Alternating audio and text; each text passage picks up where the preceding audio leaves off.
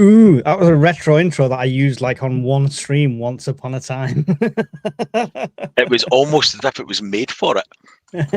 I mean, yeah, I think the war room was originally set up for the Ukraine-Russia conflict, so that's how long ago I did that. Which is still ongoing. Which is still ongoing, yeah. Trying to be agenda-free TV or something like that. 124 people in here joining us straight away. Thank you for joining us. Hi, guys. We're live both on UK Urban Prepper and at Scottish Prepper 73.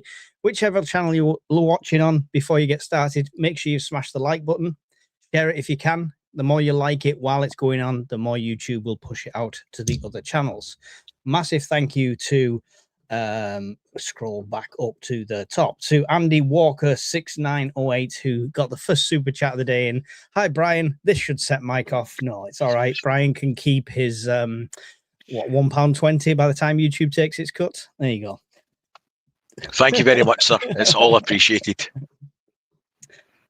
I don't appreciate it. I was just being nice. Right. I mean, these are becoming regular now, Brian. So, I mean, I signed up for Truth Social today.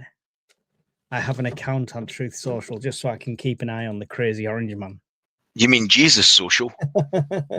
Oh my. That's insane. He took that down eventually. Did he? Yeah, it's taken down. Somebody must have found his phone and took it off him. I saw it on Truth Social today. On his oh, hang on, I think I've been banned off Truth Social. Already? Yeah. Genuinely. It says the request was a legal request. On the top right. What did you send them? I've got to ask. Anything. The only thing I put on was my video about Trump's blockage. What's going on? I'm literally, I think I'm banned. I think I'm banned from Truth Social. You've been banned from better places, let's be honest. It's fine. Failed to send code to your email address. Yeah, I'm completely banned. So I had a Truth Social account for the whole of 4 hours. I said something bad about Trump and you're banned. This is the person that advocates not censoring people. This is not Pepsi in the mug, incidentally. This is tea. Right, see. I mean, tea. Hard times, Brian. It's hard because you're getting all my super chats now. I've had to go to Freeway Cola XX from Lidl. It actually looks like Pepsi for poppers. It even looks like a can of Pepsi. Genuinely, right? I'm going to share this just so people can see I'm not chatting rubbish before we get into the actual news. Because I was going to pull this up to show his posts today. Verify your email for support.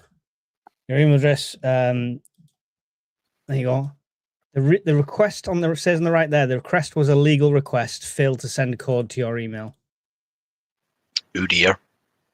And if I go to the home, there's nothing there. Go to discovery, nothing there. Alerts.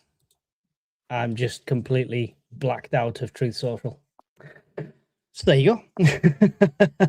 Oops.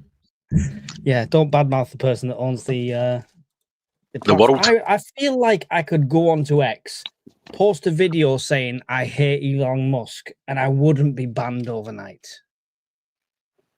But I'm just going to throw it out there. Maybe it's the hat. Now, hear me out, right? It's a new one. Now, a lot of bad things have happened to you since you started wearing hats of that style. No. They have.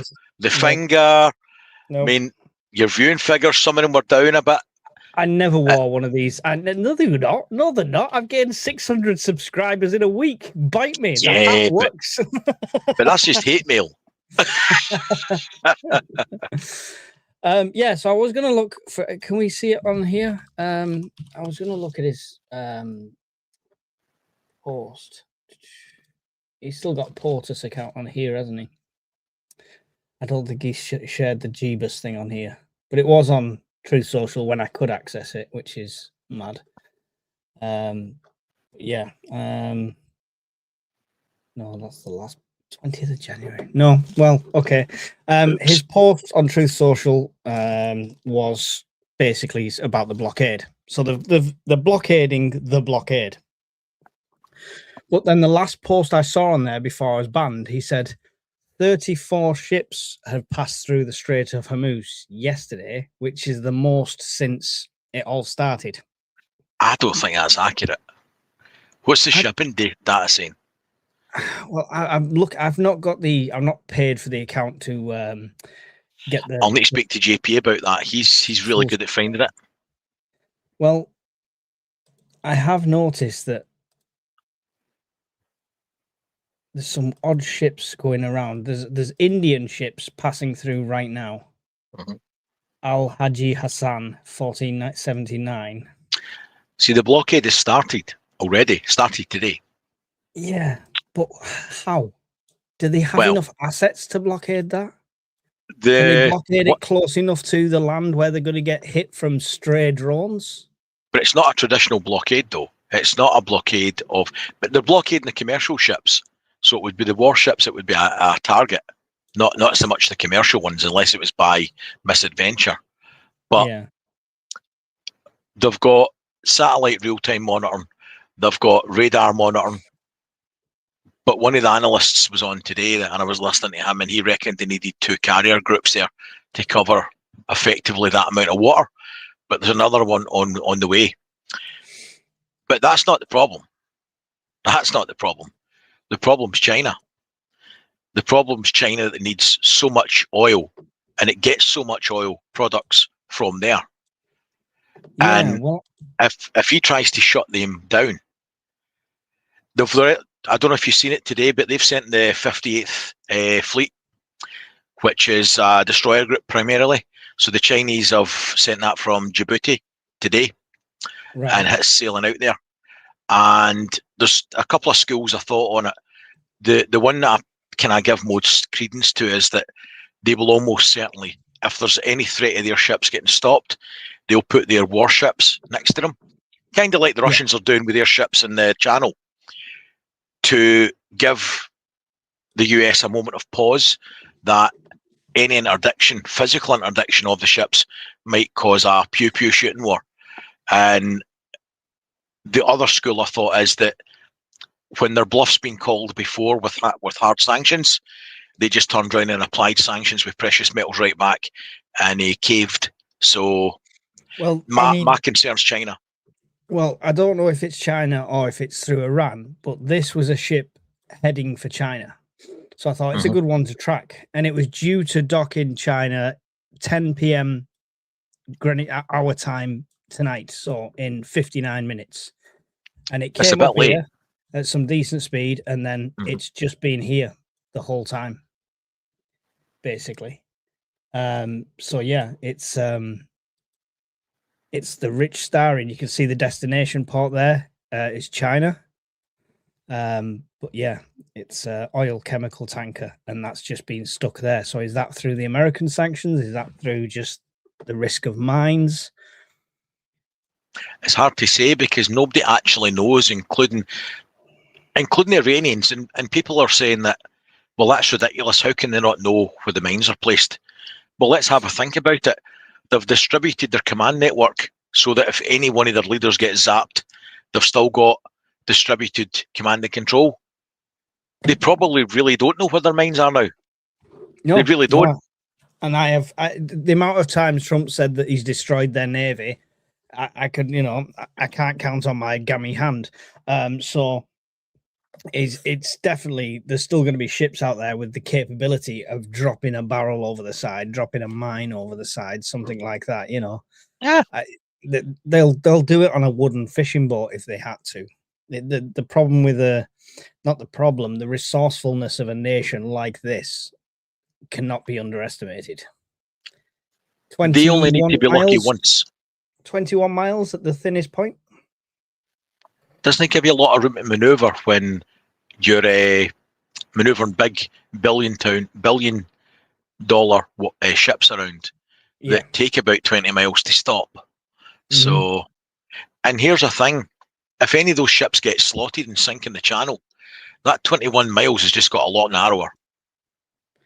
Oh yeah, because it's shallow in on the sides of that as well. I think there's a passing zone where they can actually go through that is the deepest point because of the bow. So yeah, it's a restricted space as it was. Well, the channel is so deep, so no access for subs, I reckon, but close, yes. Yeah. So I was doing a bit of, for the last month, all we've done is live and sleep this situation. And that's not because we're paranoid or anything.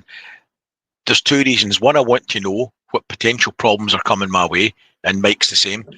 And the other thing is, there's an appetite within the UK Prepper Network that people want to know. So we put out what we can find out. And apart from that, folks, and correct us both if we're wrong here, but you seem to like coming on and chewing the fat and letting us know what you think. So that's pretty much why we're here, eh? Yeah, here for their questions and stuff like that as well. Somebody has just asked a question of, are there many people in Zone 3? I believe, yeah, Zone 3 is like Midlands. So, well, East Midlands, sort of. So there's quite a lot round there. There's actually a prepper meet round there run by Midlands Outdoor and Survival. And quite a few of us attend that sometimes. So, yeah, there's loads of people. I think the only zone that's suffering from people is Zone 6, which is Ireland and the Isle of Man, where we have one member. Fun fact about the prepper meet at Midlands last year, there was hostility by a group of, what were they? Hippies? Tree-hugging hippies. There was a campsite that we were all at. Half was preppers and half was like weird hippies. And I was flying a drone and they picked up a log and threatened to throw it at it, which was optimistic for a DJI Mini 4 at like 50 feet in the air. So yeah, good times.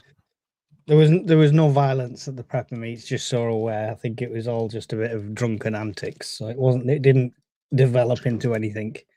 I mean, they're a bunch of hippies attacking a bunch of people that look well armed. They're a bit stupid, if you ask me. One did try to bless my camper van with burning thatch. Oh yeah, yeah. She came around the whole camp. She blessed us all. We were all blessed. Yeah. I couldn't breathe properly for about 20 minutes. Evacuated or something. What's your thoughts on the Chinese then, Mike? That's my worry. What do you think? They do a cracking curry. I don't mind the noodles. Special fried rice is my go-to. I think people think that that's the big World War III, right? The Chinese and America. That's the be all and end all. I don't see that at this stage. I don't see that at any time without some massive provocation. I think they'll do everything not to do that because China relies on the West for a lot of its income. They're all about money, and they are becoming this powerhouse, economic wise, manufacturing wise, military wise. Why would you want to stop that gravy train over something like this? Can I spin it back to you why I think that might happen then, or why it could happen over this? If they stop all the oil, the manufacturing shuts down. I get that, but I don't think you will. I think it'll be it could happen by a mistake. He's taco, right? Yeah, he's gonna go. Don't you can't come through here, Mr. Chinese oil rig. Okay, I'm still coming. Please don't do it. We'll attack you. Carries on going, and then he'll go. Okay, we're gonna let you through because I really like China. Here's the thing: they don't back down. That's the thing. They've proved that. Congratulations. They're very bolshy with their ships, whether it's shadow vessels. The Gin Stitcher, welcome. They're very bolshy and they're no shy on their Coast Guard turning fire hoses and blasting the pilot house windows out of trawlers and stuff, and actively ramming Philippine ships and stuff. Their captains tend to be aggressive and supported in such actions. My concern would be if you've got a gung-ho captain on one side and a militant captain supported by the party on the other side. It doesn't take a lot of bad decisions for bad outcomes to happen. that's kind of where I'm coming from on that whole thing, because there's a huge element of face saving, and I've got concerns over that. What you mean that he won't want to lose face now? I mean, he's quite happy to extend it and just basically lie about what they've achieved. What they've achieved. Gin Stitcher has become a member of yours channel. Welcome. Yeah, I mean, he wants to get out now. I think definitely the blockade. It's not going to work. I think their mentality is, if we put pressure on Iran from Iran's allies and stop their income, they'll give in to all of our demand sheet, give up all their nuclear, give up everything like that. Say yes, yes, yes, yes, and a deal comes to the table. He's saying, what's this? He's saying Tehran is desperate for a deal. No, they're not. No, they're not. Who are you talking to? Genuinely, who are you talking to? Joe Bloggs on the street in Tehran might be desperate for a deal because nobody wants the country to be at war. But they will happily sit in a cave surrounded by their own shit and piss for 6 weeks while you do this. And throw missiles. As soon as you're gone, they'll crawl out and throw out more ammunition. It's just, it doesn't I agree with work. that. It does not work. It does not work at all. And all it's going to do is accelerate our situation, because more ships are going to be restricted technically with this blockade. The ones that are willing to risk getting through in the first place. They can't, though. It's not their risk. It's the insurance companies that carry the risk. This is the thing that people are not. But come on, who's not lied to their insurance company, Brian? I've never lied to an insurance company, and I'm very conscious of who I work for. Have you got a branded T-shirt on? Sorry, I just got distracted. Oh, this is just an Adidas one. I don't No, tend underneath to wear. Is that Scottish Prepper? It is. Look at that. He's so vain. He puts himself on a T-shirt. Shocking. Shocking. Mate, I've put myself on many a T-shirt when I was younger. That's a different story. Grim. Hi, Mike. If you see this, sent an email, join the members Discord. Just wondering if it takes a few days or a few weeks from the time you receive the email. Sometimes I don't receive the email, but I will check. Somebody else said the same thing. Alpha Romeo 09. I actually did see yours, Alpha Romeo. Right, let me explain the process to everyone so everyone understands. If you join Discord today and send me the email tomorrow, it will get filtered. I will look at it and go, you've only just joined, and it'll get put to one side. If I remember in a few weeks' time, I'll come back to it, and then we'll look at it for approval. The point of it is there's no money making on Discord at all. The point of it is a vetting process. You've got to come on, you've got to join in with the public area of the Discord. We need to see you posting, interacting, not being an asshole. Pretty much, don't be a dick is the bench line. And if we make sure if you say, then send me an email saying, can I be a member? And we can see you posted 15, 20, 30 times, or you had a conversation with a few people and etc. Then unless there was an issue, you'll get put through straight away. But if you've posted once in the whole time you've been there, we've nothing to base it off. Yeah. And we've got to protect our members. So there you go. It works. That's where we stand with that. Yeah. We're over 500 people in Discord, and we've only ever had to remove 3. And to actually get kicked, it takes a lot of effort. I mean, humour is encouraged, it's expected, because prepping can be quite depressing for a lot of people. It's a light-hearted piss take 24/7, right? Yeah. It's a safe space, but do not be a dick is just up there. That's it. There's no hidden agenda. It's pretty upfront, and just be active. Yeah, that's pretty much it. So that's where we stand with it. There's commenting on here to count towards credibility on Discord. I mean, don't get me wrong, we will get to know you. If you've got the same name in here and you're on every live, we will get to know you, sort of thing. But genuinely, because it's not my decision and it's not Brian's decision. We have an admin team, yeah, and it's put in, here's the name, and they all go away, come back, yes or no. Okay, if they go away and they've nothing to go off, they can't say yes. So I could be your best friend in the world. It doesn't matter. Yeah, it's based on an admin team. So make sure you come in and you're active like that. The public area's got loads, and it's not like it's a dead section until you get into the members area. Most of the members are still chatting away in the public area. They don't even bother with the members area. So You'll not be ignored. You're not missing out or anything like that. So yeah, you've just got a lot more. It becomes a lot more structured when you open the members section. So there we go. Hopefully, Jay Stills posted one thing that's ever made sense, and it's his most honest statement ever. He's a member in Discord, and he's an asshole. Mate, I can't argue with that. You're right. You're just right.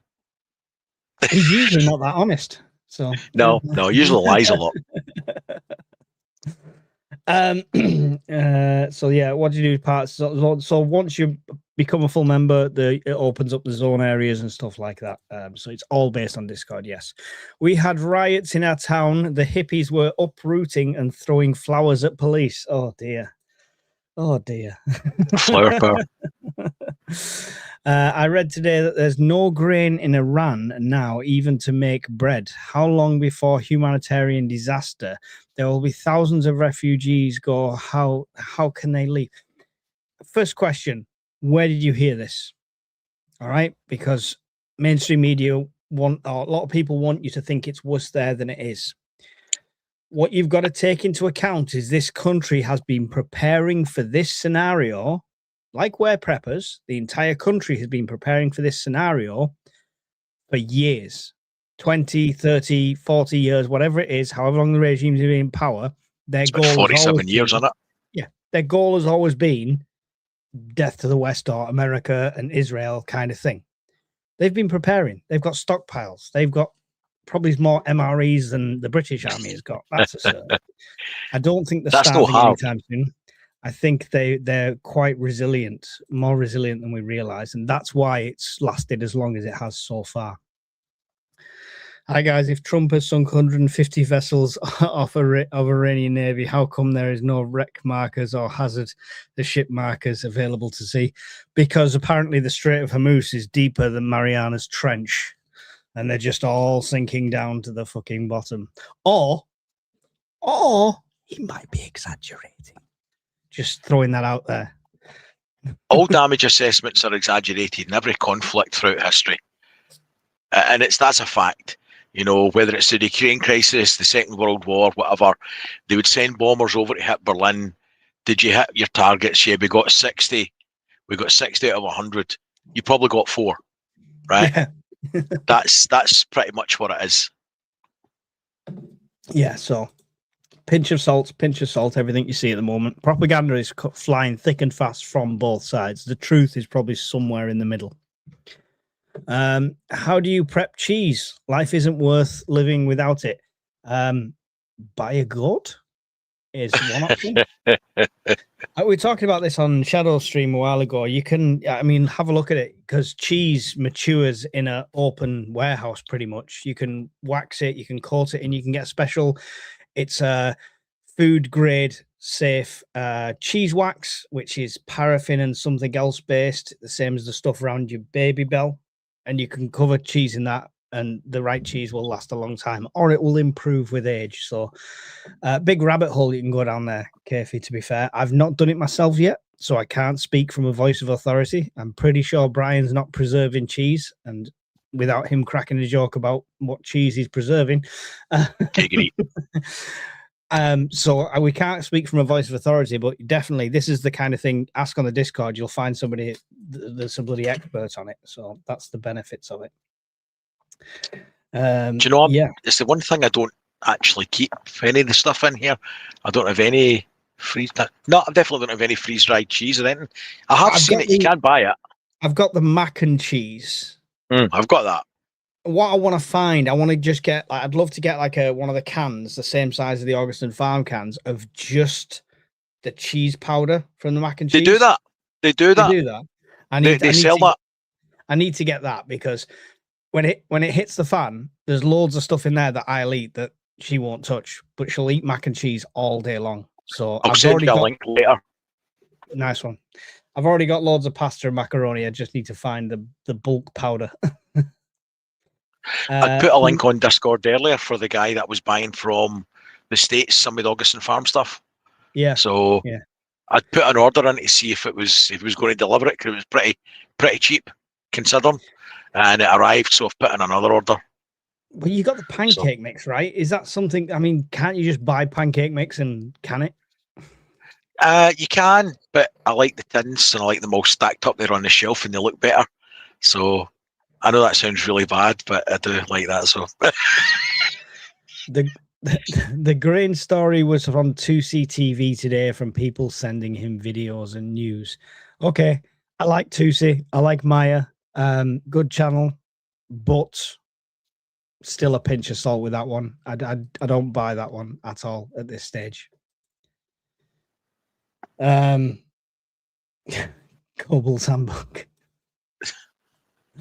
Iran have been preparing for years, but I wonder if it's preparing for their strong supporters and not worrying about the common man. Yeah, the bulk of it will be prepared. I mean, yeah, they glorify death. Martyrdom is a thing, right? It's not about survival like it is with us. It's about glory and 40 virgins, or whatever it is. I'm thinking about that, and the irony, it's so thick. Our government does the same with us, the exact same. For any warfare or conflict, all they do is prepare for the chosen few, civil servants, military leaders, royal family. There's only shelters for them. Everybody else in the UK is bollocksed. So we're not that vastly different from people in Iran. The common people always die, and there's never much provision for them. The only exception to that is we're European partners, so like Norway and Sweden and stuff. Everybody else is screwed. Pretty much. Somebody said there a lot of reports about the 121 tankers heading to the Gulf of Mexico on X, legacy media, and mapping on tanker trackers. Might be BS, but worth tracking. I heard this one, but that's him saying we've got bigger, beautiful oil here. Come and buy our oil and stuff like that. And I'm sure it's going to be a massive inflated premium because USA is suffering on the price pumps as well, just as much as we are.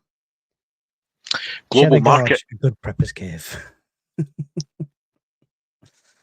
Global market, yeah. Global problems, that's the thing. You can This have all the oil in the world.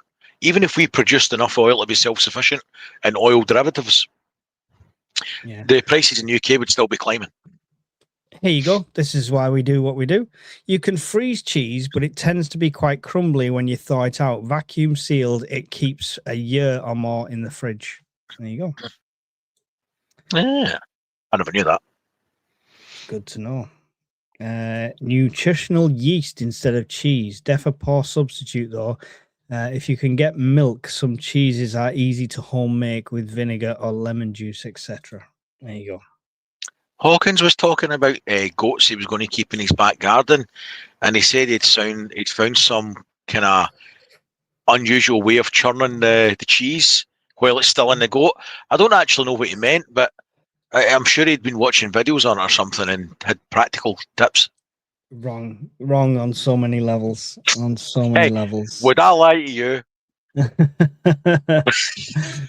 I was on about egg powder the other day when I was reminded today that the water out of tinned chickpeas can be used as an egg replacement.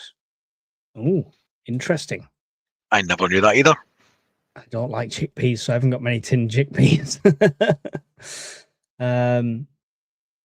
The Russians were poisoning the land in Afghanistan and still didn't see any success. They need to learn that you'll never defeat an ideology. Exactly. That's what Agent we're trying Orange. to say. But he needs a win. So how does he manufacture a win then, Brian? That's the question. What's the get out? The get out is bluff and bluster. He is right in a way. He has technically demolished the conventional military and the civilian apparatus that governs it. He has a point. He has done that. So he could walk away and call it a win. And he could do what he said he was going to do 3 weeks ago and say, right, they'll never develop a nuclear weapon now, even though they will, because they'll just dig up the other stuff once everybody goes away. Even though we blew it up 6 months ago, and we've blown it up again a couple of weeks ago, but it'll never happen again. We've won, they're defeated, and he leaves. The problem will still be for the people that are dependent on the oil products, which will be basically Asia and Europe. Mm-hmm. And we're left with two unpalatable choices. We buy from the person who caused it, as in blew everyone up, or we buy from his friend who's blown up everything else in Europe. There's your two choices at the moment. And if we don't get a deal, that is. There is no deal. This is the thing. There's no deal. There is no deal here. I mean, he could make a deal with a provisional government person from Iran, sign it, tick it off you go, right? That doesn't mean the ideology is going to change. That doesn't mean their goals, their ambitions, their targets are going to change. It just means, right, okay, this stops now, and we'll go back to funding Hezbollah and, you know, Hamas and things like that, and keep throwing money out into these places and building back up again. And you know what? They have never going to stop their nuclear ambitions. They're never going to stop the nuclear ambitions. If I was them, I wouldn't stop my frigging nuclear ambitions. The only thing keeping Kim Jong-un alive as a nuke is having nuclear weapons. The problem is nobody's learning from history here. And we've mentioned this before, but if you look at the Vietnam War, Agent Orange was sprayed on, the defoliant was sprayed in the trees. Mm-hmm. They never quit. They didn't have a large standing conventional army, but they didn't have to. And they still won. It took years, but they still won. Yeah. Iraq got attacked and devastated twice. Conventional military was wiped out twice. Yeah. But it wasn't a victory because it was still a failed state, and all the fallout and terrorism that spread after that. Yeah. Libya, he was a bad guy, Gaddafi, so he gets slaughtered. His friends below him get slaughtered, and the military was dismantled quite quickly. What happened there? Same shit. Syria, same shit again. Afghan, every time somebody's went into Afghan, same thing. Yeah, you can kill all the pockets of people, but it's like playing whack-a-mole. They just come back up. Iran's the same thing. Nothing is different in my mind than all the other lessons that nobody's learned here. So I agree with you. So, I mean, here's one that our flag-waving friends from across the pond will hate. And we love you, Americans. We love you. We really do. It's just you're putting us in a shit situation, all right? Or your government is putting us in a shit situation. Yeah. America hasn't won a war since World War II.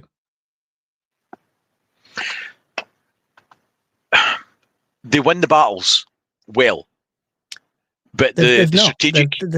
They've not won a war since World War II. I don't mean that. Yeah. It's kind of what we said the other day. They're very good at winning on the ground. They'll win the tactical battles. They'll win the battles, but ultimately lose the strategic element. They lose the war. I totally agree with you. Somebody's just posted at the same time. Sorry, Gin Stitcher, I didn't see that. I was ready to say it anyway. That's no reflection on the combat effectiveness of the platforms that you use. And it's no reflection on the quality of the troops. It's no reflection on the quality of the leadership of the troops. And it applies largely to every Western army. I include Britain, Germany, everybody else in that. The French and Indochina. All these lessons have been taught to every colonial power and now America. If you're not fighting a peer adversary and you're not willing to be as brutal and as nasty as aim and flatten all civilian infrastructure and kill everybody, right, then you'll never win. No. I mean, the victory here is a glowing Iran, all right? Yes, aquafibia chickpea water can make egg-free meringues. There you go. Learning something. I will never try that. I appreciate it, but I'll never try it. I'll definitely try to make meringues. Yeah. Vanessa Kitty, who is one of our friends from across the pond. So why are we trying to spend 1.5 trillion on our USA DoD now? Is that Department of Defense? Isn't that now Department of War? I'll tell you why. Because was it Eisenhower that said, beware of the industrial complex? Mm. Well, beware of the industrial complex, the military industrial complex, because that's what's happening. Yeah. I mean, we don't need to worry about it in the UK because we don't fucking have anything. It's all gone. It's flattened. The thing is, while the USA are doing strikes, while Europe is throwing every single weapon into Ukraine to help them out, while Russia is expending all of their forces, China's building. Mm-hmm. China's building the whole time, quite happily, ching, ching, ching, building away, you know, all the factories. And yeah, that's why you probably need to spend 1.5 trillion on your Department of War, because you got to keep up with China, right? I think that ship is sailed, literally sailed. I think the chances of keeping up with China. Stop wasting money going to a rock with no resources on it in the sky. Stop The wasting Epstein money. files get buried there. Yeah. They get dropped off on the dark side of the moon, mate. That's what happened. Honestly, the files are there. I'm all for like discovering new worlds and Star Trek and learning and stuff, but literally, this isn't the time to spend that money or fuel doing something like that. Any excuse to explore Uranus. I'm a Kerbal fan. I'm in zone 3. Brian, can you put me in touch with English Prepper, Doncaster, South Yorkshire? No. I don't know how. That's an easy answer. No. Both get on the Discord. Find each other on the Discord. There we go. What is this? Is this Tinder Live? Is that what we're doing now? Behind door number 1. Right, let's go back to these. I was on the egg powder the other day when I was reminded. Yeah, that was the one I already read. What foods do you think will be rationed? Ooh. That's a good one. At this stage, I don't think our specific food will be rationed. Our choices will become limited. So you might not have 27 brands of bread to buy. You might have 2 or 3, but we'll still have it. Panic buying is what's going to cause the rationing. But yeah, it's 50% of what's on our plate is imported, and I say that a lot. 40 to 50% is imported. I do say that a lot.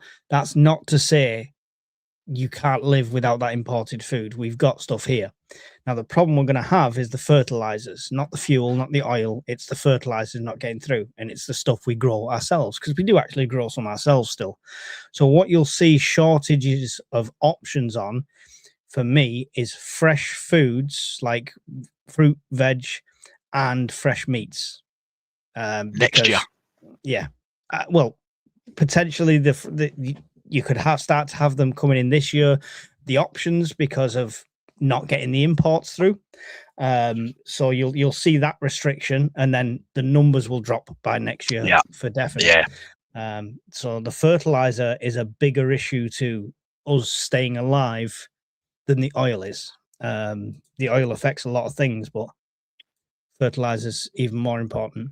Most cheese has 6 months use by date on them too, but we all know it would last longer. I read that as Stuart Little telling us about cheese there randomly when it did come up. Oh dear. Did we really win World War II? Did they not show up a bit late? They didn't win it on their own, coming from an Irishman. As a collective, the Allied forces won World War II, and they were part of the Allied forces. So that is the compromise. So yeah, but that's the last. And realistically, without American intervention in the Second World War, regardless of how late it came, we would have been defeated over time. There's no two ways about it. Never. I hate to burst people's opinion, but that's the truth.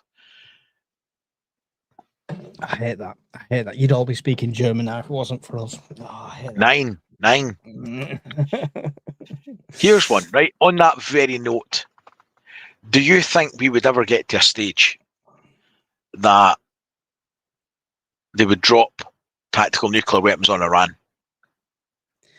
Yeah. Really? I think one of the biggest threats to the Middle East is Israel's Samson option. Right. So the Samson option, if anyone doesn't know, is basically their dead man switch. If things look beyond saving, Samson, when his hair grew back and he's got his strength, he pushed the pillars and brought the whole temple down on top of them. And that's their nuclear program. It's the Samson option. And if they press that button, the Middle East goes, whoo, goodbye. That's the biggest threat to the area. Tactical nukes, the only way I kind of thought they might do it.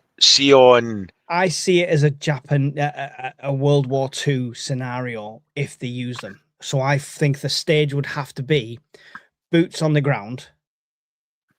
That's not working. They're all in foxholes because Japan's very similar to Vietnam, the warfare, like going through the islands, Iwo Jima and all of that. The people are in tunnels, they're in traps. It was guerrilla warfare. They'd bomb the hell out of it and they'd still be there because they're all underground. I think you'd see boots on the ground for a period of time. They'd suffer a lot of losses, and it'd be a case of we need to end this. How do we end this quickly? Like they did with World War II, they got the big boy. So that's what one. Yeah. I had thought about it, and the only time I thought they might do it is a limited tactical nuclear weapon strike on the centrifuge sites, the storage sites. If it was too much threat, I mean, option A, hope that they never dig up the enriched uranium. Option 2, send in thousands of people, build an airfield, move construction equipment in, and dig it out yourself. I see that as, I know that's been floated, I see that as being beyond the pale in terms of being ridiculous. Now, the third option, and given that they keep saying we're not going to give it up, I'm kind of thinking might happen. If they can't dig them out with bunker busters, they've tried that, then you could drop. I don't think they have enough bunker busters for the amount of bunkers they had, even if they did work. I'm kind of on the fence that if this continues, like they keep saying, no, we're going to have a nuclear weapons program, no, we won't give up on enriched uranium. There's no American president in his right mind is going to build an airfield and put thousands of troops there and leave them there for months. No. Option B will come to the fore, and that will be a limited nuclear tactical strike. Just bear in mind what you just said. No American president in their right mind. Ah, that's a fair point. General Melchi. Yeah, pretty much. Good, accurate, very accurate. Attack them through the minefields. They'll never expect it, my lord. Yeah. No, it's I was watching Agenda Free TV, Steve, when they were doing the countdown to 10 a.m. I don't know what they expected to suddenly happen, like big American wall would erect in the middle of the strait, but they were doing a countdown to it anyway. But yeah, lots of them in there were saying about NATO not helping and UK not helping. And I did comment on there. I said, listen, even if the UK wanted to help, I don't think we could. Because that's the biggest issue today. The two huge things that affect us as preppers today is obviously the escalation of the Middle East, which you think, there's knock-on effects. We'll see it over time. Except if you work for my company and then you just bury your head in the sand and think it's not there. Careful. Very careful. That doesn't work, does it? It's not the same effect. But sorry, I lost complete train of thought there. Yeah, so it's two things that's affecting us right now. So the Middle East conflict we're talking about right now. The other one is Starmer's just come back from the Middle East. he went over there to thank our troops that were defending our bases. What little Both of there them? is of them. Yeah, all two of them. Well, obviously the RAF's got a presence out there. They've been shooting down drones and stuff like that. So we are doing something, not enough, but something. Having somebody in the RAF regiment shouting "pull" as a drone goes by doesn't really count as theatre air defence in my mind. I'm sorry to say. I watched the. He came back and he did an address in Parliament sort of thing in the Houses of Parliament, and Kimmy Badenoch's there, and she stood up and she said basically, we're willing to ignore party politics, and if you come up with a good plan to get us militarily in the better position, we'll support it. Right? Brilliant. Okay. Humble as fuck. I'm on board with that. He stood up and threw shit back in her face and just said, "Oh, look at." He just went to the same as he does his PMQs. He literally used it as an opportunity to dig at people, and that was it. Still no plan, still no budget.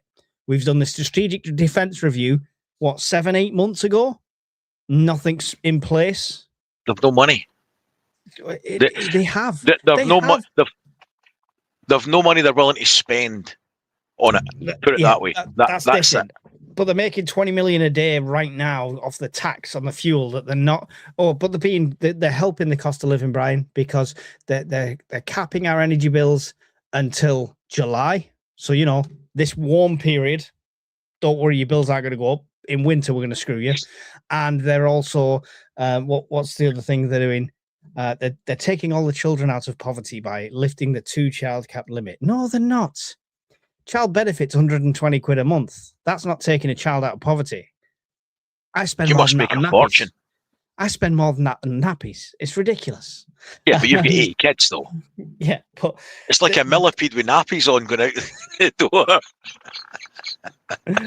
But they're just, and they're still going to increase the fuel in September. They've capped it for now. They've not reduced it like other countries have. They've just capped it for now. So he's come back and said, "Oh, these troops are really thankful for them, and we're still going to do absolutely nothing." We're watching the train driver asleep at the wheel while everyone's parked on the tracks at the crossroads, and it's just happening in slow motion in front of our eyes. Right. This is how grim it is. Of the Type 45 destroyers, we could send one.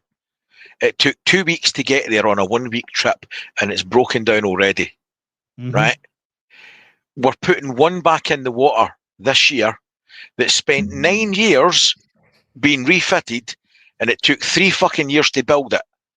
Right? Work that one out, folks. It took 3 years to build it and 9 years to refit it. Was it made by Rover? It's a Leyland sticker on it, mate. This is the level of incompetence that we've got. It's not unique to Labour. It's been successive Labour and Conservative governments who have criminally, in my mind, let the armed forces get to a level that they are no longer capable, and that's no reflection on the people that are still serving or have served. They are no longer capable of providing defence of the realm, which is the primary purpose of any government. I'll give Badenoch her due.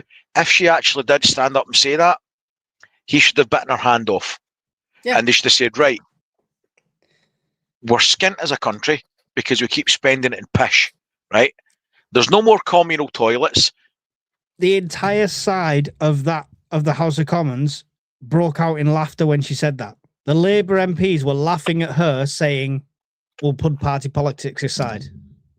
Which just shows they can't do that. They won't do that. No. I don't know where we are, but the reason that I kind of segues onto that, I get a bit hacked off about the narrative that the UK hasn't helped. The UK has helped and is continuing to help. And just in case people don't know, I'll explain that if you don't mind. Yeah, go for it. When you're deploying your forces, you'll have a workup. So the carrier groups that were sent to the Gulf from the States, they knew they were going somewhere and something was happening, right? It could have been an extended drill or whatever, but they were given a workup. There was crew put in place, there was munitions, there was supplies, there was logistics trains. This was all done in advance because it takes a long fucking time to happen. Mm-hmm. The shooting started. 3 days later, the UK was getting slated. Slated as being disloyal and all the rest of it. I take exception to that because the shooting started on the Saturday.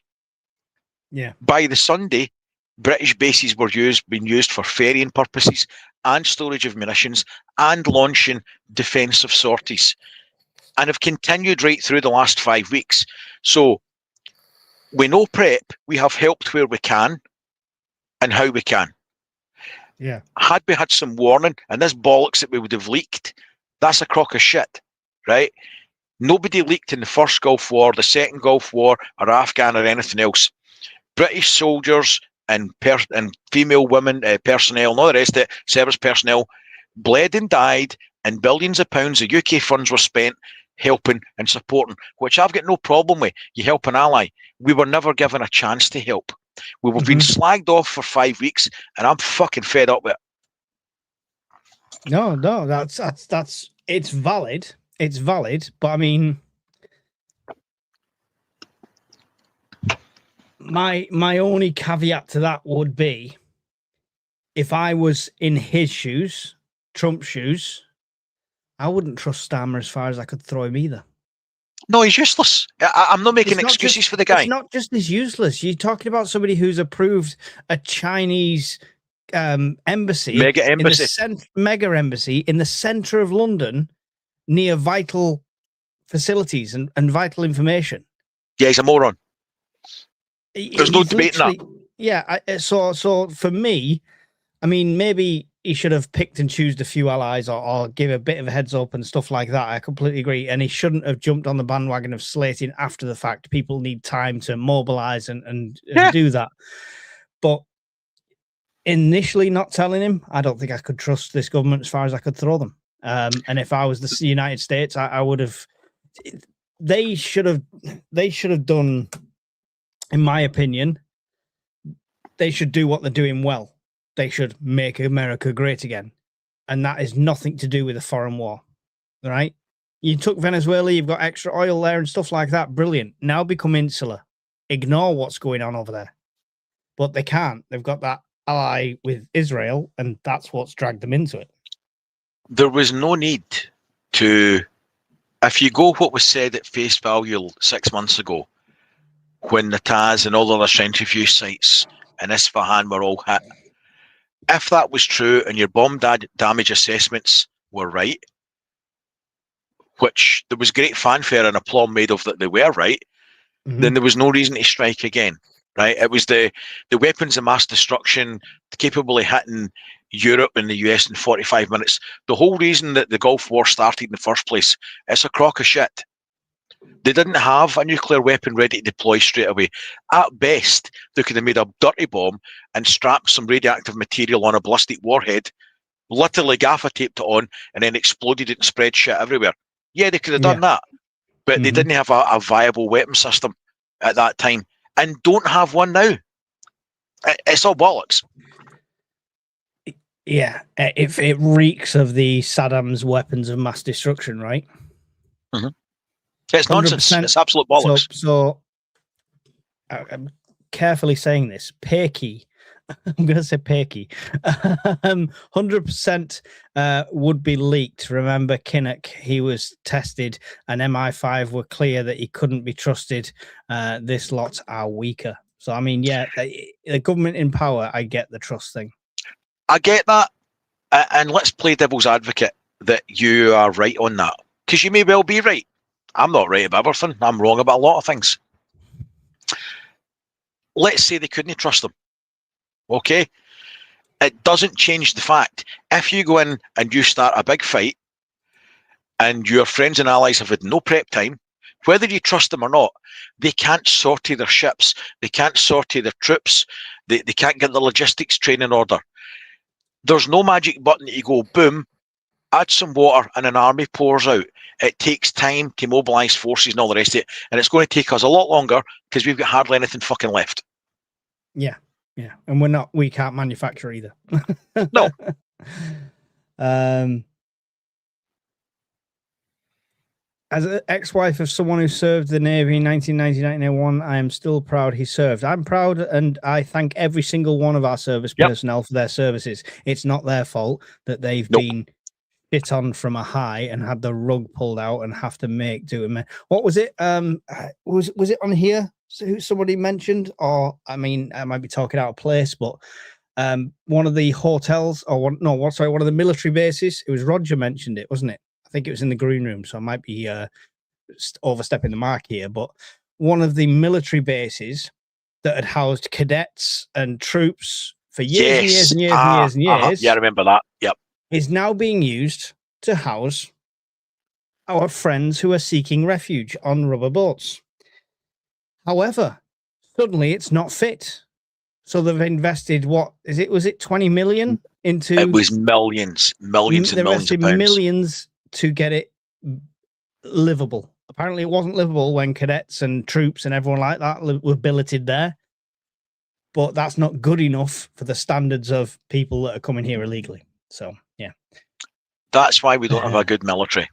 Yeah. The peace dividend was spent frivolously on shite. I don't think he's a moron. I think he's a calculating little Marxist. I mean, I still think he's a moron. So now we've got everybody cheered up after 50 minutes to an hour of talking about everything that's wrong, Mike. So there's a blockade in place, whatever shape or form that. There's a ceasefire in place. There's now a blockade in place. But in real terms, has anything changed since we started our shooting war in terms of shipping and products and all the rest of it? I don't think so, but your thoughts? We're still in the shit. We're still in the shit. We know we're in the shit. Mm-hmm. Even in that the Prime Minister's address today in the House of Commons was like, it's going to take a long time to recover even after the war's finished, and it's not finished. And they know this, and they still. So you'd have loved it. You need to watch it, Brian. I would want to see you watch that. What I watched. Film yourself while you're watching it. I want to see your honest reaction, because you've got Ed Millipede, or whatever he's called, on the front, nodding away as Starmer goes, as Kimmy Badenoch says, we need to open up the oil fields, we need to let them drill, we need to save this industry while we still can, because soon it'll be too late. Yep. And his answer was no, because the reason the fuel prices are so high, the reason we're in this situation now is because we rely on a fuel that the price is controlled worldwide, and it's bottlenecked at places like the Strait of Hormuz and stuff like that. So if we get more renewables and get more windmills on every fucking inch of land we can find, we won't rely on this, and we wouldn't be in this situation. We'd be completely self-sufficient windmill island. Right. Try not to swear here. I lose my temper. And it's probably not going to work. No, do not AI the centipede in Discord. The guy is a fucking moron and doesn't understand basic physics, chemistry, and I wouldn't trust him to screw in a fucking light bulb. They are right that at the moment we are vulnerable to a volatile petrochemical industry, right? That's made worse because we don't fucking have one anymore, because they've shut most of it down, right? We would be less vulnerable if we had more of our own natural produce or product, right? Yeah. Now, that's common sense, okay? We would still be taking our share of the pain from the world market, but from a purely energy point of view, we should be going down the route of more nuclear power stations to support renewables. Well, the gas-fired ones that we've got, most of them are going out of date very shortly anyway, because most of them were built in the 90s. We're coming to a crunch, and it's going to come like a crash test dummy into a brick wall. That's where the UK grid is headed. However, that aside, it's all the other derivatives of oil that we still going to need. So energy aside, he's full of shit. All the other byproducts of oil we'll still need. It just means we'll need to buy them from somewhere else. If he wants to shut down the North Sea to the point that it's unrecoverable, and he's getting there, then we'll have to buy all the oil derivative products from Norway, like we're doing, from America and from the Middle East. Now, we could still go down the renewable path, but still have a viable petrochemical industry, because we're still going to need the products, plastics, medicines, acids, everything else from there. He's an absolute weapon, and he knows nothing.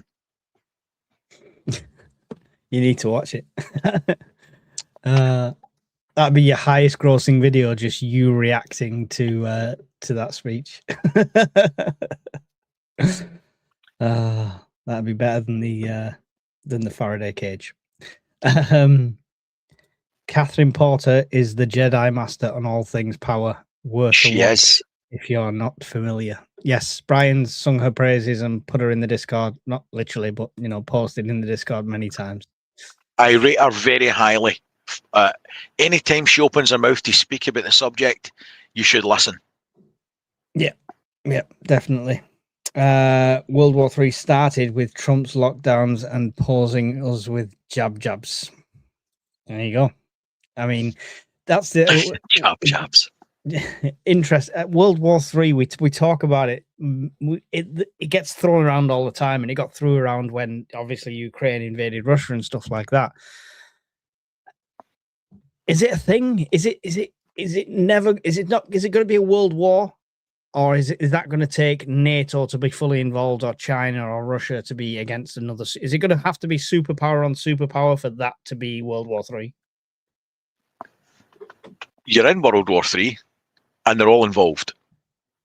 That's a reality that everybody needs to get on board with right now. If nobody's figured that out, you need to accept that you are in World War III. The fact that China isn't directly shooting America and vice versa isn't relevant to the discussion. We are in a world war when, by definition, there's a war in virtually every continent. Venezuela got invaded and hit and taken over. We'll call that a skirmish rather than a part of a world war. The Ukraine war's been running 5 years. The Middle East is in a constant state of war.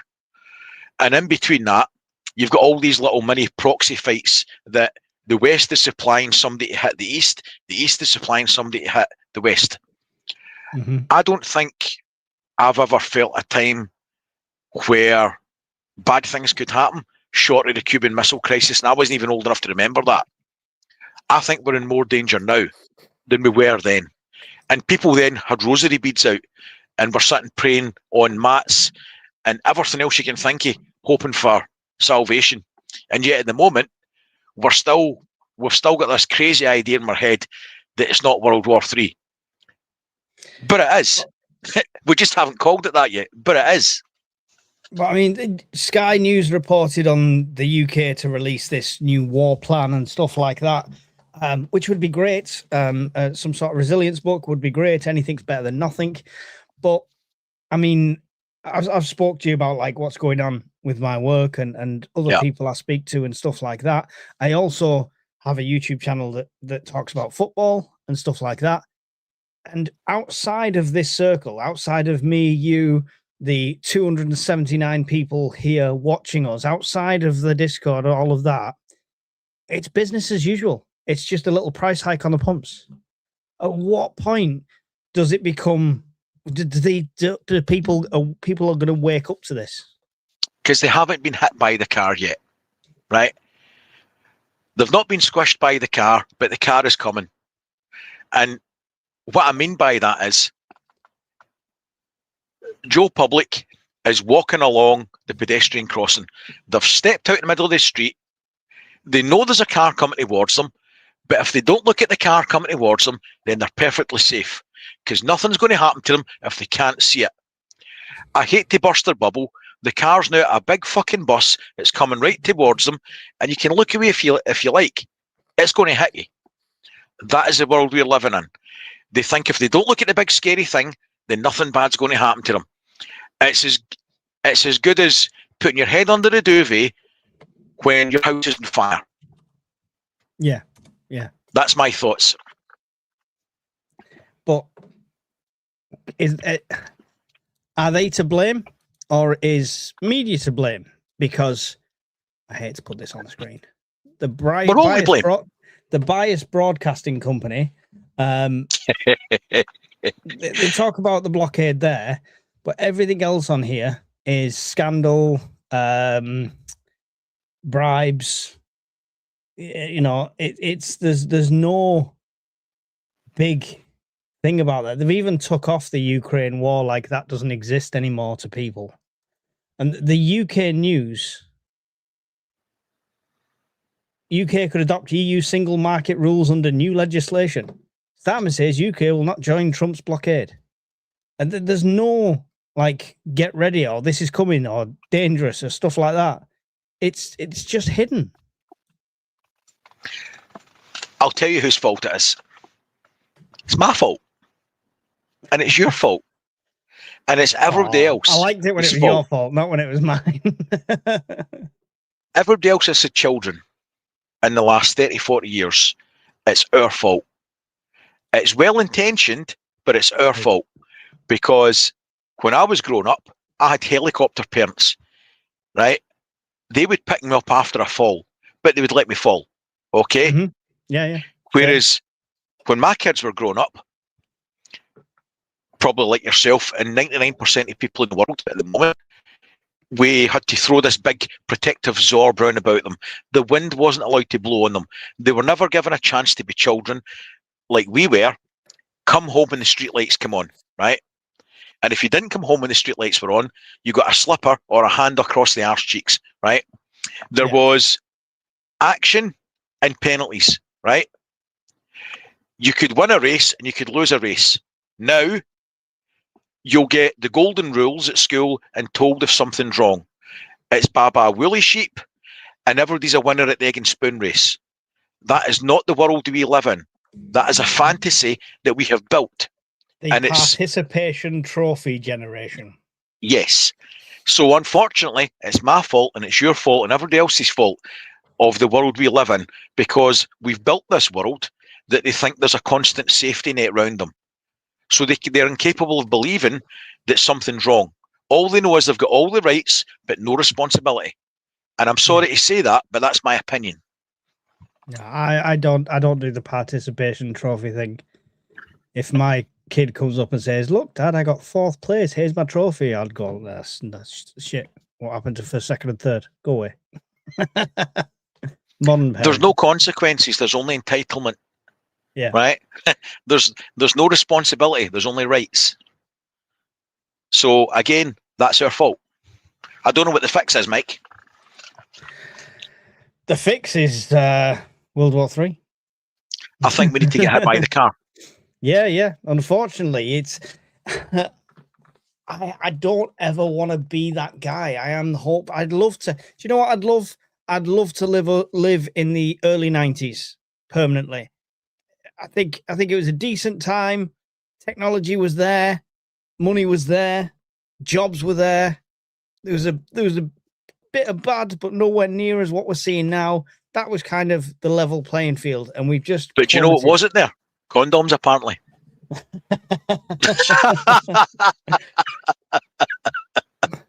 Didn't know what a condom was in the 90s anyway. I was still young.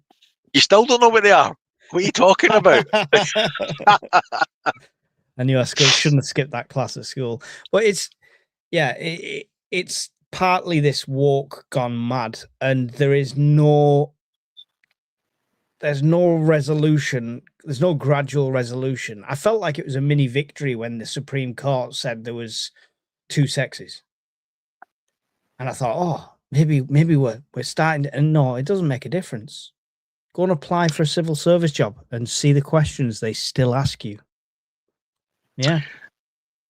It's back to what I said, all the rights, but no responsibilities. You can have action, but no consequence. I had plenty of consequences growing up. And it could have been somebody in the street. If I got out of line, I'd have got consequences in the back of my head with a hand. And then when I went home, if I'd told my parents that one of the neighbours had kicked me up the arse for kicking a ball against their car or something, I'd have got smacked again. This is an interesting one. Strong men build good times. Good times build weak men. Weak men build tough times. Tough times make strong men. Hence the cycle of reality. I like that. That's good, that, isn't it? That's really good. That is good. Yeah.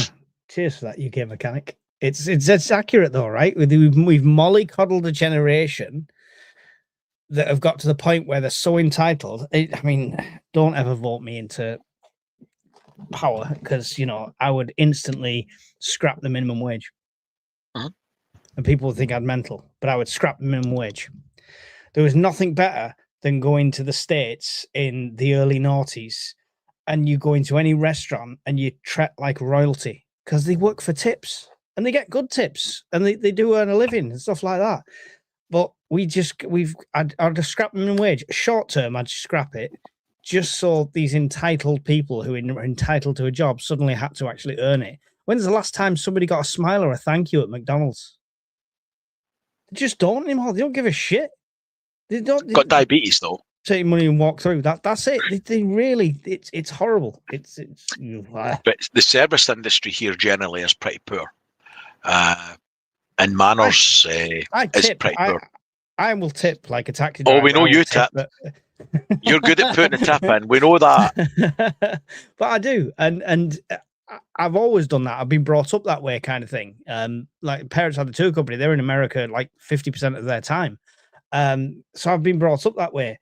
But recently, I've never seen the service to warrant it. I used to always tip the takeaway guy. I don't even get words from the takeaway guy anymore. I just get.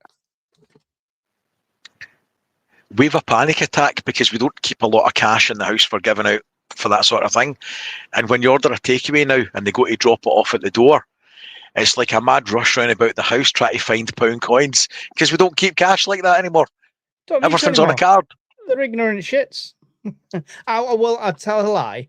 Every time we order something up at a mum's in Scotland, we get, "Oh, enjoy your meal. Oh yeah, blah blah." All the niceties. In Manchester here, you don't even get words. You do not get words.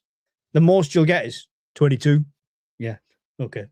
It's like, or the code they give you. You've got to read a code. That is it. You get the code. That's it. I don't know what the fix is. However, backtracking slightly. We have covered a lot tonight, and nothing's changed in the fuel situation, the oil situation, or any other situation in the Gulf. So, people's preps and what's coming next year potentially, and what's coming at winter time potentially, we're still on track for that. We should still be prepping with a goal in mind then. Nothing's changed. Yeah, no, it's changed. It's sped up. It's sped up because the odd tanker that was getting through before now will now either be tariffed off Trump or stopped or turned round or whatever he decides to do with it. Or more likely, right, call me a cynic, more likely taken over and then steered to the States, and that's another commandeered confiscated oil. Yeah.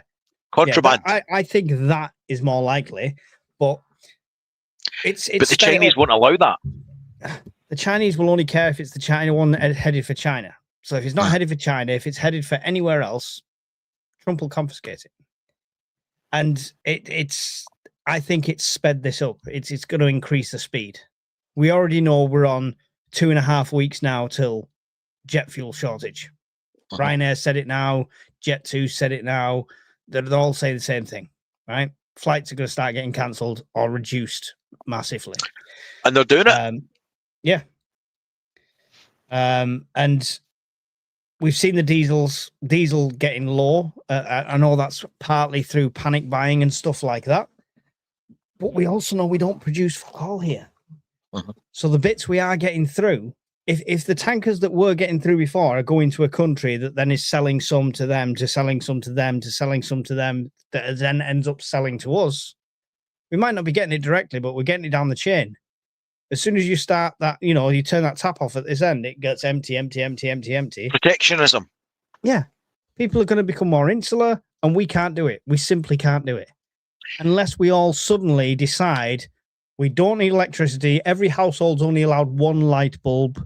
You're only allowed a 14-inch portable TV. We've got to ration electricity, and we're going to live off windmills forever, sit in a circle, sing Kumbaya fucking Ya with everybody who wants to come in. We'll just build a fucking bridge across to France and let the cunts walk in, and we'll save any risk of any drowning. That's probably the easiest step. Yeah, don't include me in any of that shit that you just said there. Thanks very much. I am not on board with any of that. So I'll be the little chunky monkey with a sledgehammer knocking the bridge to bits. It feels that. It feels like that. Do you know what I mean? I get that. It feels like that. It's just, yeah. And the problem is the woke demonstrators in this country, the left-wing demonstrators that you see, you know, you could say, like, I'm protesting the price of cheese, and they'd call you Nazi scum and get off our streets because that's the only words they frigging know. Them people, they want this, everyone come in, Kumbaya, everyone come in, everyone come in. And they want it now while they're young and while they're healthy and while nothing's affecting them. Wait till they're older, or wait till granny needs surgery and the waiting list is 27 miles long. Wait till they have a problem and they can't get an NHS appointment. Wait till they've got to sit there every single day ringing a doctor's at 8 a.m. to try and get your kid in for an emergency appointment. Yes, we've got an emergency appointment for you. It's in 5 days' time. We'll see a week on Tuesday. You look at them, that demonstration demographic. It's 90% young people, completely naive to the world. The other 10% are the older people who are trying to nonce on them young people. So there you go. And that's largely not their fault. That's monkey see, monkey do, based on the propaganda of the day for that age group. They think they're doing the right thing, and it's shock value. It's look at me, because that's a young person thing. That's why they'll have 60 piercings and their friends got 62, right? That's why tattoos will be a fad. Everything is because you're young, you want to be noticed, you want to be the social butterfly, right?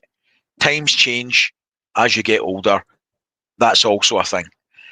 Mm-hmm. And we're stuck in that. It's no any different from the hippies of the 60s. Yeah. Please don't cancel my flight from Newquay to Malaga on the 3rd of May. But if you want to delay Malaga to Newquay on the 13th, I completely agree. 3 weeks, yeah, you're probably on you're in about that timeline. Yeah. Yes, that's the timeline. That's pretty much the timeline. You might be over there. On the way back, you might have problems anyway, because the new visa system and biometric passports, one of the flights from EasyJet at the weekend, they left without 122 people because it was taking them that long for the authorities to get them through the passport control with these little electronic shitty gates. The plane just fucked off and left them. And incidentally, they wouldn't make any other provision for them. There was no hotels, there was no buses. It was tough shit claiming travel insurance because it wasn't their fault. It was the airport's fault. So save up £1,500 before you go. Make sure you've got it in cash, and then you can always get a small boat back, and you get free hotel when you get here. So that's fine. That is a point, actually, prepping while on holiday for things like this. There's people had went out on holiday to Dubai and UAE and all the different places in the Middle East. Mm-hmm. I dare say there's probably some of them still stuck there. Oh, yeah. But they went on a holiday for a week or two thinking, I'm going to go and get a nice tan. In between that, there's bombs and missiles. So you should always have a contingency or a card or something, certainly travel insurance, but plan. Some way to get yourself home, and a plan. A plan. You need a plan. What do I do if the plane's cancelled? What do I do? Because I'm going to a potential hot zone. If you're going to the Middle East, you're in a potential hot zone. Think of how you'd get home. Whether it's driving to another country and getting out, have a plan. That's why we talk. That's why we're preppers. Have a plan. You're on your holidays. Yeah, you can relax, but be aware. There was people went to Tunisia not that long ago, and 37 of them get slotted on the beach because it was never going to happen to them. It never will. Never going to happen to anyone. I would say people. If I'm going to any foreign country, even if there's not a conflict, I will do a risk assessment. whether that's a physical one, an actual on paper sort of thing, or just thinking about it in my mind. There's a risk assessment involved in there somewhere. And if you're going to travel as somebody who does the media to North Korea, there's a huge risk there, right? We've seen what can happen and stuff like that. So you take that risk if you wish to. If you're a prepper and you don't want to risk anything because you're a prepper, I hate to tell anyone to do it. If you've got a UAE holiday, if you've got a anywhere Dubai holiday booked for the next 6 months, cancel it. Get your money back right now. And I don't want to tell you not to live your life, but you'd be safer flying to the States because the bad shit that's happening that might be down to them can't reach them at this stage. So yeah, it's doom and gloom tonight, guys. It's doom and gloom tonight. That's not doom and gloom. That's practical, because when we go on holiday anywhere and we travel a little, we do our bit. My wife's got a photograph of my passport on her phone. We've got hard copies of them in each other's suitcase. I've got pictures of her cards. She's got pictures of mine. We've got multiple bank accounts that we can access off each other's phones, and we've got cash. And you've got a plan. Yep. Now, you still relax, but I would never go anywhere and get... this is the bit that gets me. People will go to a country, they don't know the people, they don't know their surroundings, and they get pissed out their mind till they don't know where they are, and then bad shit happens. Well, gee whiz, who could have foresaw something like that happening? Not me. Would you It'll do never that here? happen to me, Brian. It'll never happen to me. I'm going to walk down the street pissed with enough gold that would put Mr. T to shame, and then go, oh no, I've been mugged. Well, gee whiz, Billy, I never saw that one coming. These lovely girls in Thailand enticed me down this alley, and all of a sudden I had no kidneys.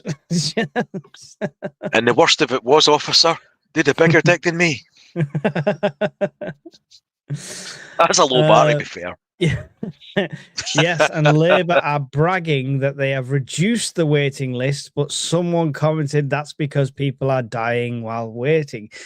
I mean, that's a good point that they are. The other point of that is they've reduced them because they've switched so many things over to a telephone appointment now.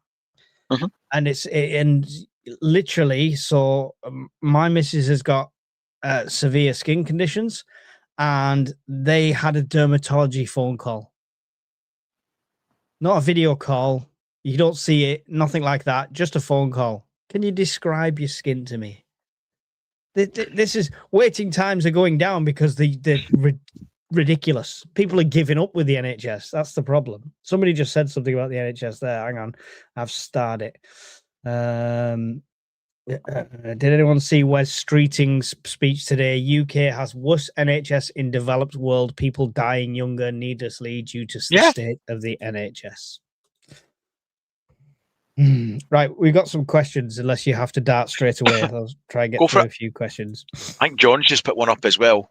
I've got a load starred. I'll get to them. Won't the quality of the tins be affected due to the cost of the metal for the tins? I think did Miss Worm mention this in the Discord at some point? I'm sure she did. Yeah, it is a factor. It's definitely a factor, but it will definitely increase the cost of the tins. There'll be standards that they've got to adhere to for everything. And food safe standards are very, very tightly monitored. I wouldn't be so much worried about the quality of the cans. I'd be worried about the cost. Yeah. Because of shortages of materials. Yeah. Cost and availability. That would be the key thing. Yeah. The missus just said, if they're rationing food, does that mean we still have to pay for it? Yes, indeed. But Jones's Butchers still wants you to pay for the 3 sausages. What happened to Mike's finger? I closed a knife on it. I tried to open a tin of paint with a knife that was a non-locking blade, and it slammed shut on my finger, and it was very sharp. So yes. I shouldn't laugh, but I'm going to. Followed by, I wonder how big the bandage is going to get every video. Right. So last time you saw me, it happened that day, and I just taped it up. So this is the redressing. It won't get any larger than this. It's not going to be a comedy-sized finger by 3 weeks' time. Well, it might be if I take it off and it's swollen up and infected, but It'll look like one of those big foam hands at the football, like this. This, guys, this is the reason. This is the reason you join Patreon and you give us super chats and you support the channel in every way you can, because this was testing. I wanted to make sure I was testing my medical preps for you guys so I could give you the best advice. And these things are brilliant. So there you go. Did you video the actual cutting of the finger? Shit, I'll sign up for Patreon just for that alone. Maybe you've got to sign up to find out. These things, so as much as we slate Temu, things like that, when it comes to stuff like this, whether it's made from Temu and sent to you cheap, or it's made from them, sent to a company over here, they stamp the name on and charge you double, it's the same thing. And this is like a clear second skin kind of plaster. Yeah. So it goes on one side and then you peel the back off and you're completely movable. So you can put it in all the awkward places. It seals it and it is better than any other plaster I've had. I got 100 of them for less than £3. It's a prep not worth not having. They were great. And that's what initially stopped it and held it together. Iran is a fortress country with lots of mountains and tunnels to hide the millions of zealots they have. Never stamp them out. No, we know it. It's Afghan with an order of magnitude bigger. Starmer is walking on eggshells with some of his voter base. I don't agree. I do not agree. He has no fucking voter base left. Honestly, he hasn't. He hasn't. The left side of his voting base is now getting Green Party members in, which is just madness, complete and utter madness, right? If the Green Party got in power in this country, I would emigrate to Iran. And then the other side, where they were between Conservative and Labour, and they were just pissed off at Conservative because they'd done a terrible job last time, so they voted Labour. They've already gone. There is no one left. He has no voter base left to piss off. That would be some prepper video if you were in Iran right now. I could just see you putting a magazine in an AK and racking around and having an ND and it's just shooting in the air. I couldn't do it on YouTube because you can't have guns on a live stream. Shocking. That'd be funny. Within 3 days after the Falkland invasion, we sent maritime force, including 43 Navy warships, 22 Royal Fleet auxiliary vessels, and 62 merchant vessels, all of which have now been sold to other countries and gone. Yep. We've got nothing left. Which is the response we should have been doing for things like this. Even though I agree the IRGC must go, I think Trump's trying to monopolize the world oil. He's already got Venezuela. I think Venezuela was his safety net because he knew this was going to happen. They should create a UK local oil market, price availability here, and just pump the North Sea. But they're too evil and stupid to do that. Agreed. I would say about the government of the UK is follow the money. If you look very closely, you'd be very surprised. I probably wouldn't, but I agree. XOXO Goths, how would the war end? Usually like this.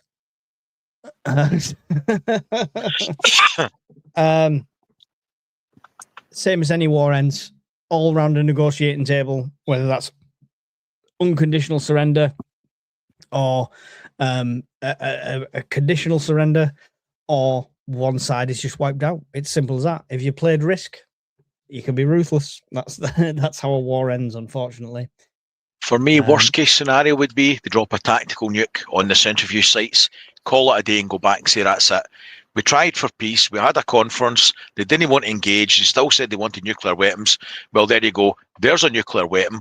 We've dropped it on where your enriched uranium was. Don't make us come back. And he turns and goes home.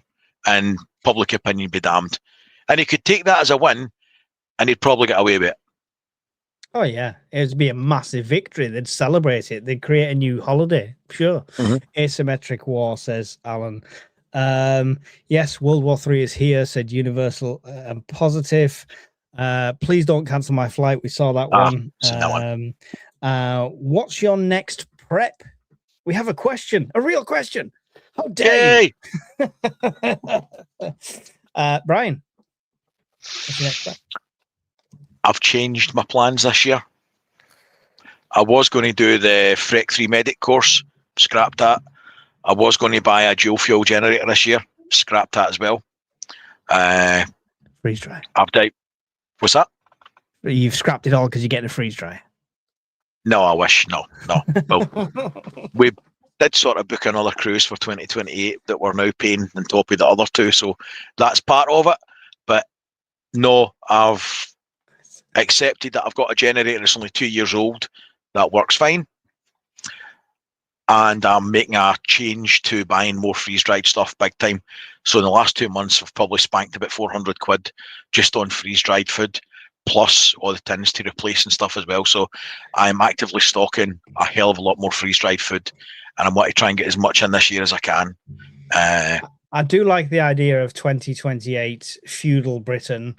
We're all living in the dark ages, and got our own little townships going, and preppers have survived, and the mass idiots have all died off, and you're stood at the docks with your wife with Disney sunglasses on, waiting for a ship that never's gonna come. Mate, I'm an optimist. I'd still go to the jetty and hope. I'd have my best Muppet t-shirt on. If that cruise ship turns up in that scenario, don't get on it. I'll need to wait a while because it's going around the Caribbean, that one. So I'm an optimist. What did you say? What about you? Had a question. Sorry, yeah, that was John's question. Oh, is that the one you're on about?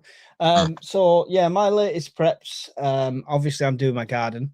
I've just got some weights. And it was an expense that I couldn't afford, but 60-70 quid's worth of weights now means I cancel my membership that was costing me 240 quid a month.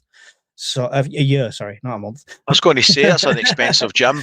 No, 240 quid a year for the gym membership, or spend 60 quid and I've got them. So I'm going to set up a weights area within the garden while it's summer. I've got all my garden stuff done, and I still want to pursue freeze dried. But I mean, my situation, one income, baby on the way. It's difficult to do anything. So my preps it's at the moment $4,000. are it's a lot of money. Often. Yeah. My preps at the moment are little and often. It's which is how you should prep. So, 9 times out of 10. Yeah. There's nothing wrong with that. Yeah. You don't have to, and we spoke about this probably every video. You don't have to go out and spank hundreds of pounds a month on preps. You don't have to do that. Mm-hmm. If you've got the free income and you want to do that, fair play. But you don't have to do that. You can prep frugally and prep well. Yeah. All nerves still functioning in that finger, I hope. Yes, everything's fine. I can feel the tip. And that's what she said. It doesn't smell moldy at this stage. Can you smell that? Also in the same sentence. Ah, dear. Name that type bandage. What do you mean? This thing I was on about? I'm not sure what it's called. I call it like a second skin kind of plaster thing. What would you call that? It's almost the same sort of material as the chest seals. I don't know. If I'm being honest, I've no idea. Yeah. I wouldn't use that one though, because you've had it open and shut half a dozen times. Oh no, yeah. But I'll show you while I've got it open as well. So you can put it onto there like that. There we go. Moleskin. Stuart's saying that might be it. Grab the blue tabs. I've left a bit of the white on. And it literally, so you can see it's literally just a shine on there. But that is sealed completely. Even if it was still bleeding, it would just pool in the middle and stay there. And that would it. It's like the same stuff they put around cannulas when they put them in it. And vent flows. And you can see I'm about to wax myself. I'm trying to pull it off now as a demonstration, and I can't get it off. So there you go. That's how sticky they are. There you go. It's like, do you remember when you used to have glue stuck to you when you were a kid? Oh yeah, glue. Yes, I remember peeling the glue off. But yeah, they're awesome. So yeah, I think that's what you were referring to. This type of bandage is just a bandage.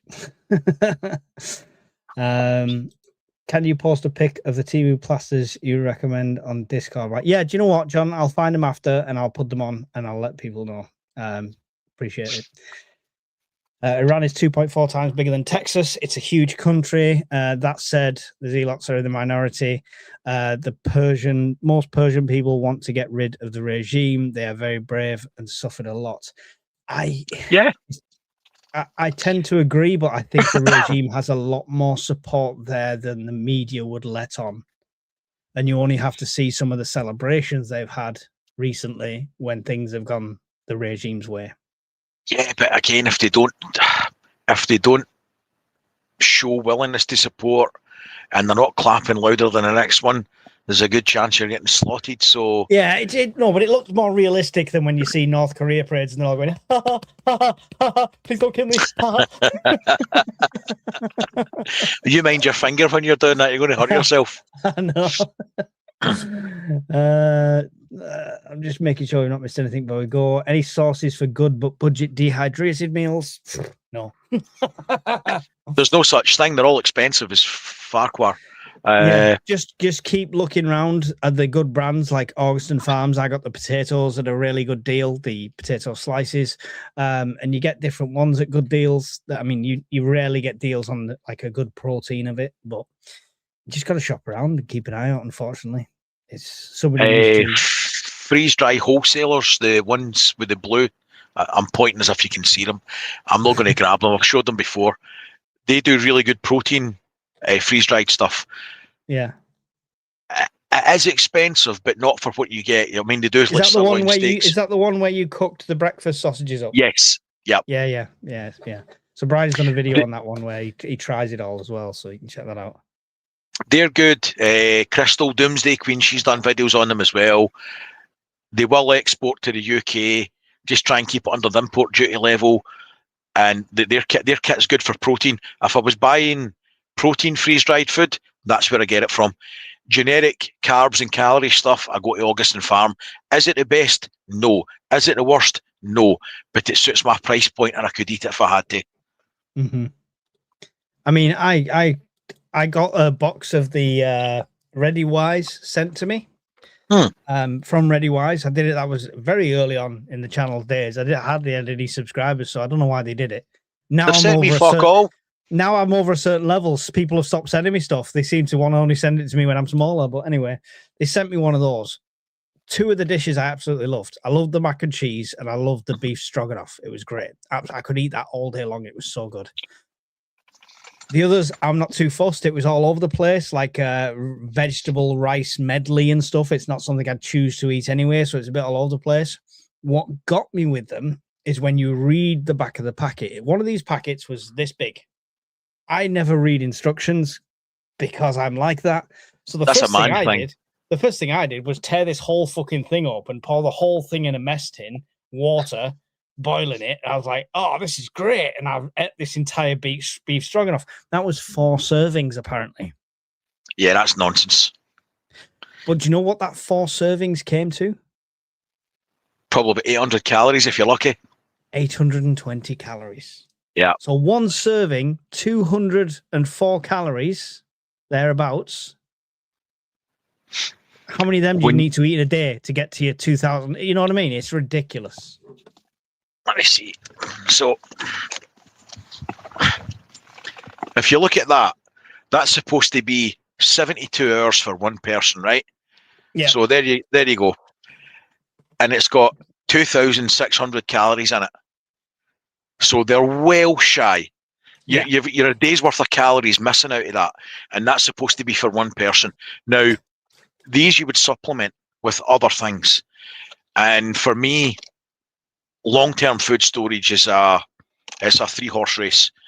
Tins for short-term, 2 to 5 years. Wet rations, so your British Army rat packs, that sort of shit. Wayfarer, 5 to 10 years. And long-term foodstuffs would be this, which is 25 years plus. And in between that, you've got all your Mylar stuff that you're doing yourself with rices, pastas, sugar, salt, your jarred honey, all that kind of good stuff. So it's trying to do, because let's be honest, if your power goes out or something for a day, you're not going to crack open one of these. They're expensive as fuck. They taste like shit. and it's not what you want to eat. You're going to open up the beans and sausages, the hamburgers and the tins, or some tuna, make some tuna pasta. Comfort, high carb food that you know is safe and you can eat it and you like it. I would like to think if the power went out for a day, I wouldn't have to touch the prepper pantry. There should be enough in the kitchen still to eat. Yeah. Ideally, you shouldn't be, in my opinion, honest opinion, a good prepper shouldn't need to touch the pantry for the first 30 days. You can get easily 30 days worth of food out of a regular kitchen, cupboards and stuff like that. I think not for everybody. Not for everybody, not necessarily, but at least the first couple of weeks, you shouldn't be tapping into your pantry supplies. I don't think. I think you should be going through your cupboards first. I agree with you. And up until COVID, you would probably be spot on for 99% of the people. But there's been an economic hit, there's been shopping changes and all the rest of it. And people just don't do a huge big monthly shop anymore in a lot of cases because they can't afford it. And it's went from monthly to weekly shops. And now you're seeing people buying day by day or maybe 3 days at a time. One, because it's convenient. Two, because they don't have the money, to be honest. Mm-hmm. That's just my opinion, obviously.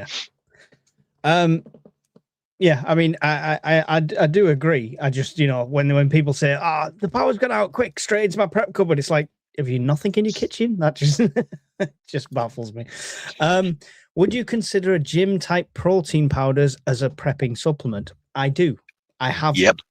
Now, I used to have a brand. If you search on Instagram, Amped Nutrition, you'll find pictures of me in vests. You don't want to see it, but it's there, and the ladies and stuff. But I used to have a protein brand called Amped Nutrition. Now, whey protein is the best protein you can get as a bodybuilder. It's also the shortest date, right? Whey is a byproduct of cheese, milk, stuff like that. All right. Pea proteins are just as good protein content. They can still be flavored. They're all right. And they last longer. The best ones, if you want to stock and prepare it for a long time, are the new ones where they have a clear isolate. Okay, so there's a whey. It's still technically whey protein, but I don't know what they put in it. But it's the one that mixes up like a clear juice instead of a milkshake.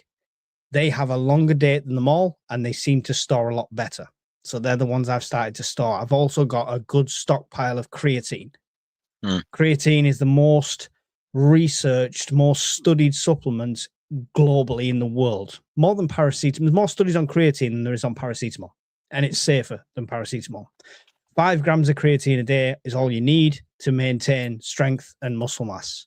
And if you think you're going to be rationing and you think you're still going to need to do stuff like chop wood, gather supplies, stuff like that, creatine's too cheap not to stock. So I would definitely consider it as part of my preps. Also, multivitamins is a good one as well. However, they do go a bit stanky after a while. They're still edible. They lose a bit of potency, but they stink after a while. Multivitamins. So, any gym stuff in your preps, Brian? I've got a big tub of protein powder, but now that you've just said that about the whey protein, totally agree with you. I'm going to need to check the date on it.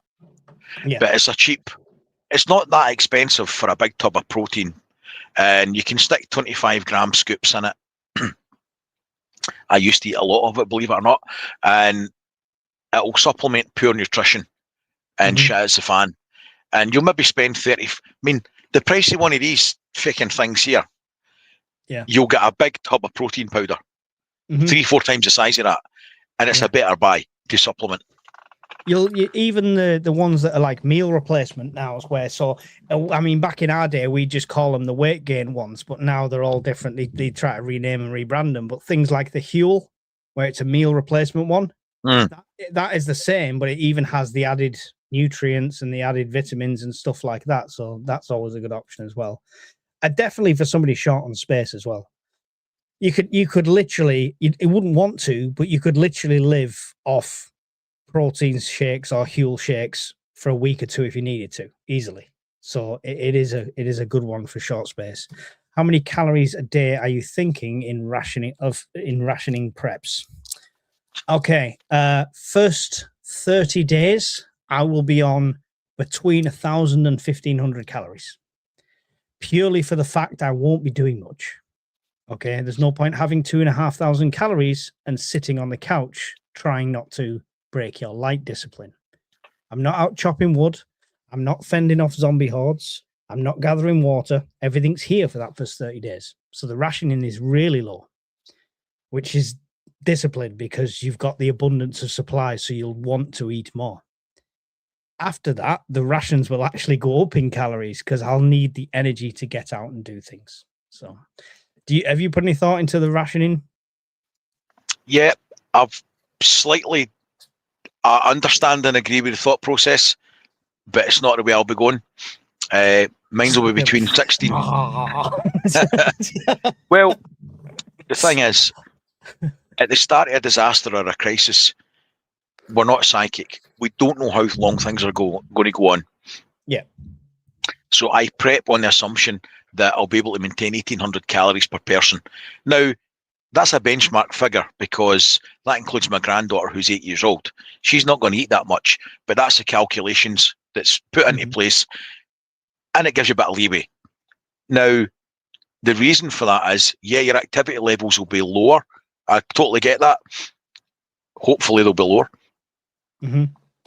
But you've got to maintain mood. You've got to maintain that social structure of your family, and food is a huge thing. So it's bad enough if the shit hits the fan without restricting and killing the mood with the food. I totally understand what you're saying, but my thought process is going to be on trying to maintain the calories to try and maintain the mood. The two caveats to that are we're not talking day 1 to 30. So initially there won't be any rationing because I can't afford a power bank that's going to maintain my fridge freezer. Yeah. So that's going to have to be eaten, right? So we're going to probably eat like kings for the first 3 days. Then I'll be eating what's in the cupboards, getting all that cleared out, making sure I know what's there, making the most of absolutely everything, making meals. Before the rationing starts when I hit that cupboard. That's the only time the rationing starts, when I hit that cupboard. Yeah. And yeah, the rationing is based around meals. What I stock on top of meals is lots of comfort foods. So the kids love bourbon biscuits, things like that, all sorts of different things.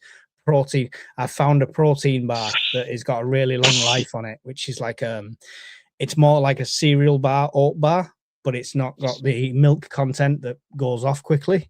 So I've got a load of them and stuff like that. So I've got comfort food. So as much as that's the calorie allowance for meals, you can have a biscuit, kids, anytime you want. Have a biscuit, have a biscuit. That's the morale side of things, I would say. But yeah, it's a good thing. The little spreadsheet I did for people is a good one to look at for that one as well. You think you've got lots of food until you do the number crunching, and then it goes way down, down. And especially if you have relied on stuff like, oh, don't matter, I've got 6 boxes of ReadyWise. Eat 200 calories and tell me how full you feel. I know it's heavy food because it's all mostly pasta and carb. All pasta. But that's a short-lived, there's no energy there. 200 calories, there's no energy. Your body is using most of that to process the food to try and get it out the other end. It's 2 slices of bread. Yeah, exactly. So as much as, people really need to do the number crunching on when it comes to calories in, calories out. We are carbon beings. Man Stuff UK became a member of your channel, Brian. Welcome to the madhouse, good sir. Shocking. Brian's winning again. I need to lower my prices. You're obviously too cheap for me. I'm not cheap. I used to prep fuel powders, use them often at the time anyway. Yeah, it's good. Same with anything else. Prep what you prep what you use, right? And that gives you the natural rotation. I'm bad at that. I'm currently using 2,000 calories per day, me and my young child, to calculate. So I'm hoping that means we are over our goal and how many months of preps I aim for, says Willow Tree. Yeah, definitely. I mean, unless you're going to do something strenuous, like my plan is to bug out 300 miles on foot, then yeah, you should be pretty good for that. And don't forget, summertime you'll eat less. Wintertime you'll eat more because you'll need that. You need that furnace, the calories to keep your body warm. So it'll balance out. As a parent, you've also got to prep for growth, right? This is what a lot of people don't think about. It's like, I've got a baby and I'm a prepper. Right, I'm going to fill the pantry with baby food. There's loads of baby food. 6 months later, they no longer eat the baby food. You've just got a load of food that's going to taste really nasty when you force to eat it because there's nothing else left.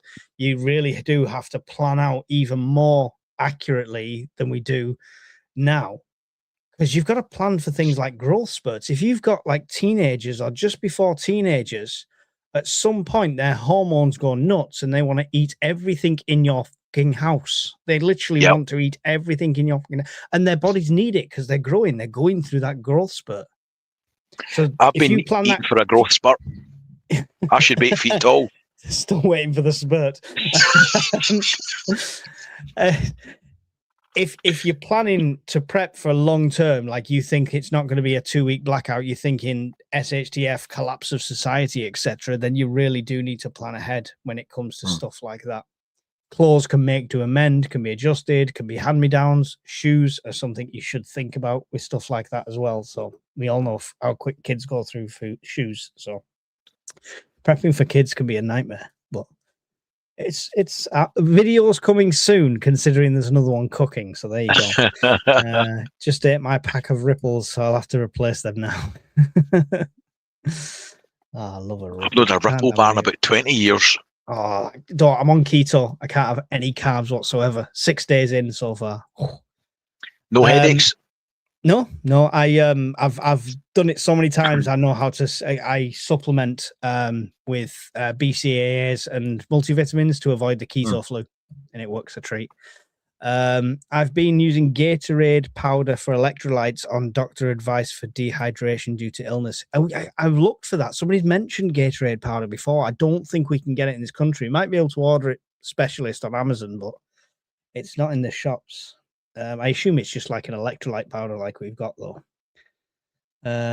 What's the name of the protein bars, Mike?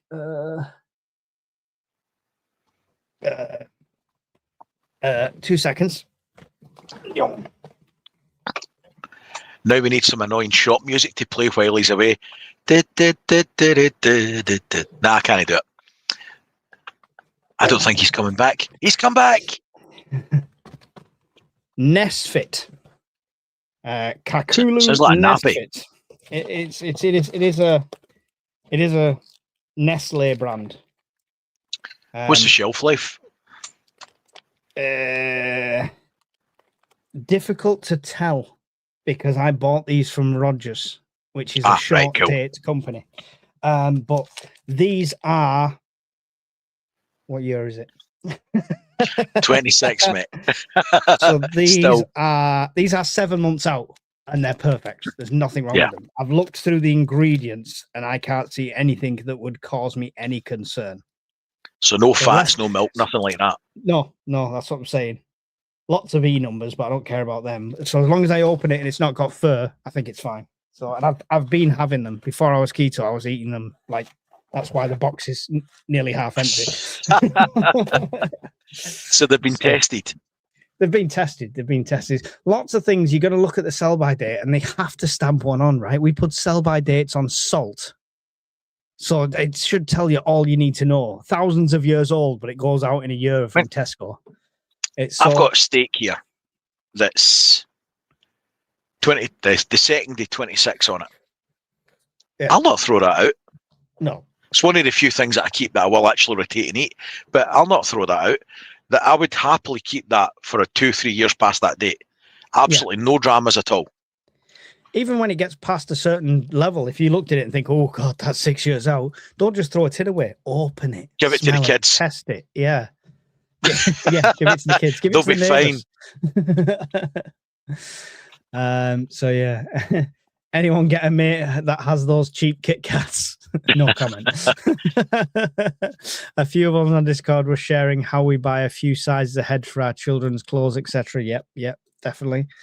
I mean, luckily, I just have a kid every couple of years and just keep the clothes. So I've got enough clothes up until like 18. They've just got to change genders every other year, so they're okay. You're just stockpiling body parts. I know what you're doing. I'm taking my transplant surgery course later this week, MVQ level. There's my lungs. There's a nice little kidney there. Still eating rice noodles I bulk purchased from Rogers over a year ago. All fine. Rogers is awesome. Anyone's got a Rogers near them, go and find it. It's superb. I got 10 kilo bags of salt. So 10 kilogram bag of salt. Because it was out of date, Brian. It was only £2 for this 10 kilo bag of salt. This out of date salt. Out of date salt, okay. Yeah. So I saw it on the shelf and I was like, how does that work? And the missus is like, oh, but that says 2024. I said, that could say 1004. I'd still buy it. Yep. So yeah, I've got I'd be lots coming of out the car like this. Meat. After it's salt like that price. I have lots of salt for preserving meat. It's a great place, Rogers. I've done a few videos on it, by the way, if anyone's interested to see what it is. Rogers 90% crap. No, I don't think so. You've got to avoid, like... So I'll tell you another one I got at Rogers. Glass bottles of water. So like Strathmore glass bottles of water, which is going to be better than any plastic bottles of water. They were like £2 for 12 1.5 litre bottles. So you're not going to need to worry about any plastics. Yeah, Rogers is one of those places at AS Trading where you could go 1 week and buy fuck all, and you could go 2 weeks later and buy everything. They've got free bentos. Like Lidl. They've got free bentos, all day breakfast pies in at the moment, 2 for £2. Ka-ching. My free bento stack, the shelf is bending. I need a new cupboard. So yeah, I think we're out of questions. It's just arguments and no Rogers here in Scotland, I think. Oh dear. Well, that's 2 hours anyway. We've done no too bad. No, 240 people still in here. The news of the day is Mike got banned off Truth Social on day 1. I think that has to be some sort of record. It's an achievement. Did you get a badge? I don't know. I think I should put it on my bio for YouTube. Proud survivor of banning from Truth Social. Completely blocked off. I don't know if the CIA is in my computer now and stuff like that, but you know, who cares? You'll be fine. There's nothing you can do to me that my country's not already screwing me with. Yeah, so any final thoughts on the news and the stuff going on and, you know? Nope, just the China thing I'll be keeping an eye on. The fact that they've sent warships now, how long it takes them to get there, we'll see. What actions they take when they get there, if it's escorting duties to break the blockade, we'll see. But other than that, it's business as usual. It's a ceasefire, but nothing's moving. The problems are still there, and we'll wait and see what this little development does. But yeah, keep prepping, folks. Yeah, the Rich Starry oil tanker that's going to China that's due in at 10 o'clock is now 59 minutes late, but it is moving again in the direction that it should be. So unless it's just going back around to land at Bandar, I have no idea. We'll keep an eye on it. I find it interesting. Yes, thank you very much for joining us. Spontaneous lives, always good to get like 300 people in here, which is absolutely awesome. We joke with the super chat thing, it's just a bit of banter. The only thing we ever ask for you is like, subscribe, and share the content. The more people find us, the more people see us, the more people start prepping, the less people we have to save, and the more time we buy ourselves. So absolutely spread the word of prepping. It's not a fucking secret squirrel society, unlike my threatening email say so. Let's just let's just spread the word as much as you can, guys. That's your homework, and we'll see you again in another one really soon. I'm not take care, folks. Outro here. Hang on. Can't play an outro where it's showing all the members from 4 years ago because none of them are probably members anymore. Oh no. Okay, I can do this. Suddenly we're on the fireside. Goodbye, everybody. Take care. In the glow of embers dance, we've prepared for every chance, living simple, living true, with the dream we all pursue.